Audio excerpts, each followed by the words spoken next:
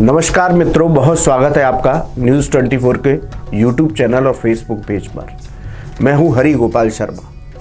मित्रों, आज के टॉपिक में हम बात करेंगे कि कार्तिक मास को परम कल्याणकारी मास क्यों माना गया, कार्तिक मास की विशेष महिमा शास्त्रों में क्यों बताई गई, कार्तिक मास में हमें क्या करना चाहिए और क्या नहीं करना चाहिए। यदि आपकी भी कोई धर्म से जुड़ी जिज्ञासा है तो आप कमेंट बॉक्स में अपना सवाल लिख सकते हैं, हम धर्मानुसार उसका जवाब देंगे। तो आइए शुरू करते हैं अपना विशेष प्रोग्राम कल्याणकारी कार्तिक मास। मित्रों, इस बार कार्तिक मास 1 नवंबर से लेकर के 30 नवंबर तक रहेगा। कार्तिक मास की शास्त्रों में विशेष महिमा बताई गई। शास्त्रों को छोड़िए, भगवान श्री हरि ने स्वयं अपने श्री मुख से कार्तिक मास की महिमा का बखान ब्रह्मा जी को किया। ब्रह्मा जी ने अपने मानस पुत्र को इस कल्याणकारी कार्तिक मास के बारे में बताया। ब्रह्मा जी के मानस पुत्र नारद जी ने राजा पृथु को कल्याणकारी कार्तिक मास की महिमा बताई।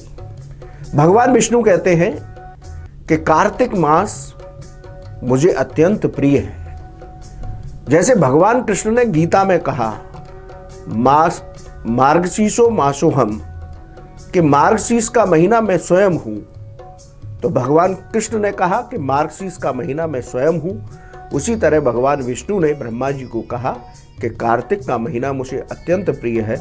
कार्तिक मास में पूजा पाठ करने से साधक की न सिर्फ मनोकामनाएं पूर्ण होंगी, बल्कि साधक को मेरे वैकुंठ लोक में स्थान प्राप्त होगा। इसलिए शास्त्र कहते हैं कि कार्तिक मास मोक्ष का द्वार है। यदि आप मोक्ष प्राप्त करना चाहते हैं, भगवान के धाम में जाना चाहते हैं, भगवान के श्री चरणों में भक्ति प्राप्त करना चाहते हैं, तो कार्तिक मास का अनुष्ठान परम कल्याणकारी है। चातुर्मास के 4 महीने सावन, भादों, आश्वन और कार्तिक मास, इसमें पूजा पाठ का विशेष महत्व बताया गया। जो लोग 3 महीनों में पूजा पाठ नहीं कर पाए हैं, शास्त्र कहते हैं यदि वो कार्तिक मास के अनुष्ठान को करते हैं तो उनको चातुर्मास के 4 महीनों का फल प्राप्त होता है। भगवान शिव ने कुमार कार्तिकेय को कार्तिक मास की महिमा बताई। कुमार कार्तिकेय के ही नाम पर इस मास का नाम कार्तिक महीना पड़ा। कार्तिक के महीने में कुमार कार्तिकेय ने तारकासुर का वध किया था, इसीलिए इस महीने को कार्तिकेय जी के नाम से भी जाना जाता है। ज्योतिष शास्त्र के अनुसार जब सूर्य की तुला राशि पर संक्रमण होता है तब कार्तिक मास होता है।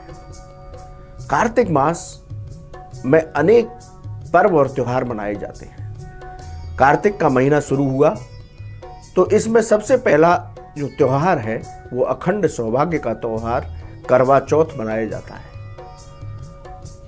भगवान शिव और पार्वती और गणपति की कृपा से अखंड सौभाग्य का वरदान प्राप्त होता है। कार्तिक मास के कृष्ण पक्ष की जो अष्टमी है वो अहोई अष्टमी कही जाती है। इस दिन संतान की दीर्घायु और संतान प्राप्ति के लिए व्रत किया जाता है अहोई माता का। कार्तिक मास के कृष्ण पक्ष की जो एकादशी है उसे रमा एकादशी कहते हैं। कार्तिक मास में धनतेरस का पर्व मनाया जाता है। मां महालक्ष्मी का जन्मोत्सव दीपावली मनाया जाता है। इस बार धनतेरस का 6 हो रहा, नरक चतुर्दशी का 6 हो रहा है, इसलिए धनतेरस के बाद, धनतेरस 13 तारीख को है और उसके अगले दिन ही 14 तारीख को दीपावली का पर्व मनाया जाएगा।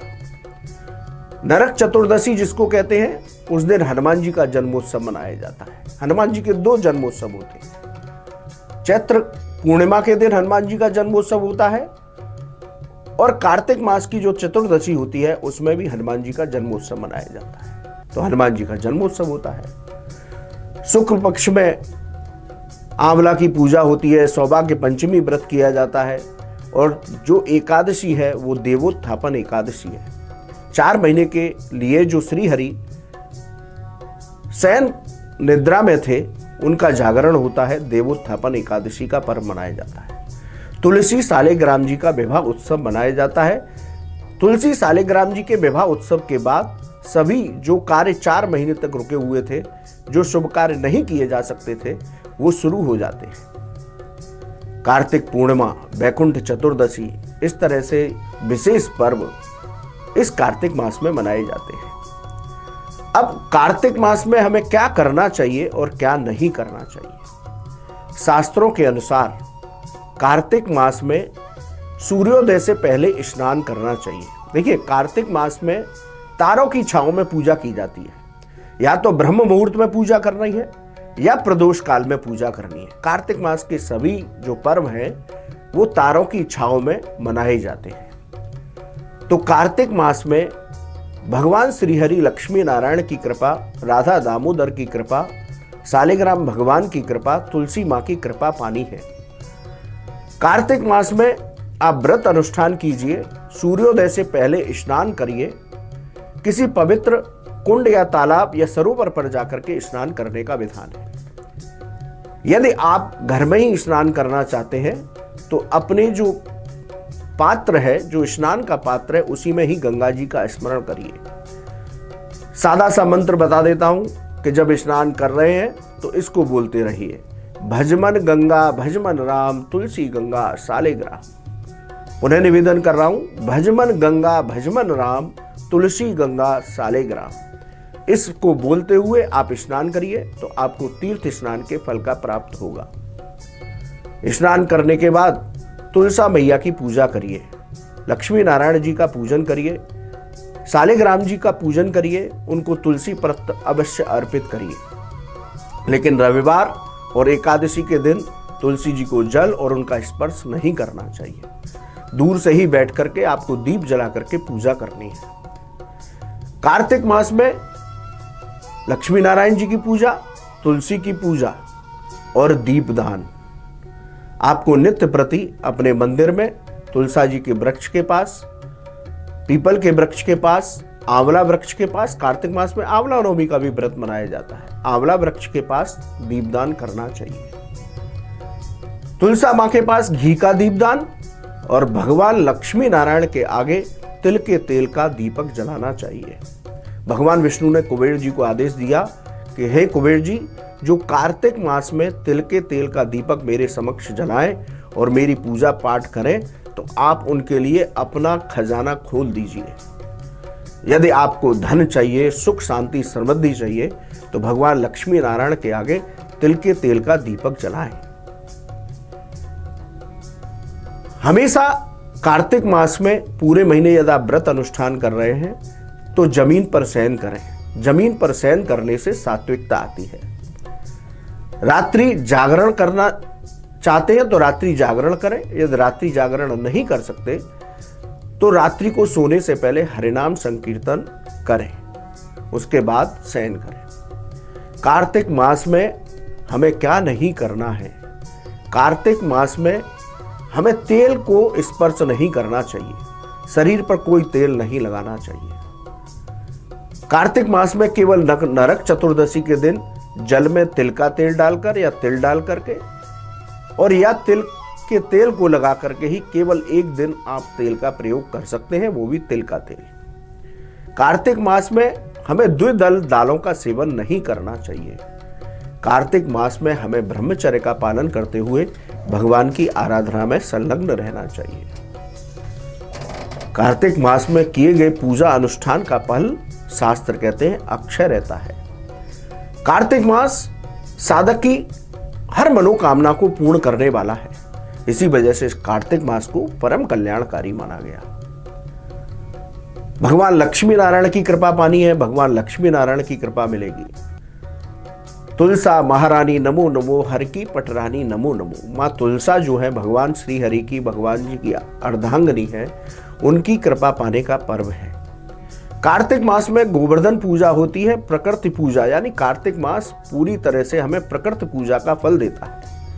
कार्तिक मास में हमें तुलसी पूजा का जो पर्व बताया गया वो इसीलिए बताया गया कि वैज्ञानिक रूप से भी वैज्ञानिक कहते हैं, ये रिसर्च है कि तुलसी के पास बैठने से, क्योंकि तुलसी का पौधा ऐसा पौधा है जो ऑक्सीजन रिलीज करता है, ये रिसर्च की गई कि तुलसी के पौधे के पास थोड़ी देर बैठने से आपका उच्च रक्तचाप भी संतुलित हो जाता है। कार्तिक मास में, क्योंकि सर्दी का मौसम है, कार्तिक मास में तुलसी का सेवन करने से आरोग्यता प्राप्त होती है। कार्तिक मास में आंवला नवमी का पर्व मनाया जाता है। आंवला वृक्ष की पूजा की जाती है। इसके पीछे भी वैज्ञानिक तथ्य है कि कार्तिक में आंवला का सेवन करने से रोग प्रतिरोधक क्षमता बढ़ती है। तो कार्तिक मास प्रकृति पूजा का मास भी है। हमारे स्वास्थ्य और आरोग्यता की पूजा के लिए भगवान सूर्य का छठ पर्व भी कार्तिक मास में ही मनाया जाता है। शुक्ल पक्ष की जो षष्ठी तिथि होती है उसको छठ पर्व, डाला छठ जिसको कहते हैं, वो क्योंकि सूर्य आरोग्यता के देव है। भगवान सूर्य नारायण की कृपा से हमें आरोग्यता प्राप्त होती है। तो कार्तिक मास वैदिक रूप से और वैज्ञानिक रूप से सर्वश्रेष्ठ मास है। कार्तिक मास में शास्त्र कहते हैं जो लोग साधना करते हैं, व्रत अनुष्ठान करते हैं, उनको लक्ष्मी नारायण की कृपा के साथ साथ उनकी सारी मनोकामनाएं पूरी हो जाती हैं। तो आप कार्तिक मास का अनुष्ठान कीजिए। मैंने बताया कि क्या करना है, क्या नहीं करना, इन बातों का विशेष ध्यान रखते हुए भगवान लक्ष्मी नारायण, श्री राधा दामोदर, तुलसा माँ की पूजा करिए, दीपदान करिए।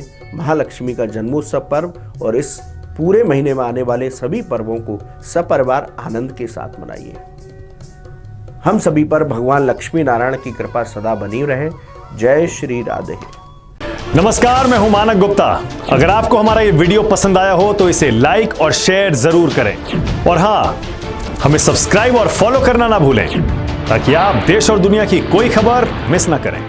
चाहे कोई ब्रेकिंग न्यूज हो या कोरोना वायरस से जुड़ी कोई भी अपडेट, पॉलिटिक्स हो या आपकी जेब से जुड़ी कोई खबर, इलेक्शन की कोई न्यूज हो, कोई कंट्रोवर्सी हो या फिर कोई वायरल वीडियो, सब कुछ मिलेगा न्यूज़ 24 पर। तो जुड़े रहिए हमारे साथ और देखते रहिए न्यूज़ 24।